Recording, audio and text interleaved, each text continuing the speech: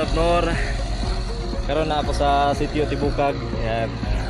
So natay gi-install na hydraulic hose sa ato ang backhoe sa province. Ayan.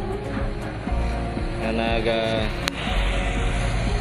rehab diri sa ibabaw sa buntod ng himuong location sa mga pabahay sa Davnor dinhi sa sitio Tibukag. So nanay initial nga balay nga natukod dito sa silong. So muna yung mga prototype sa mga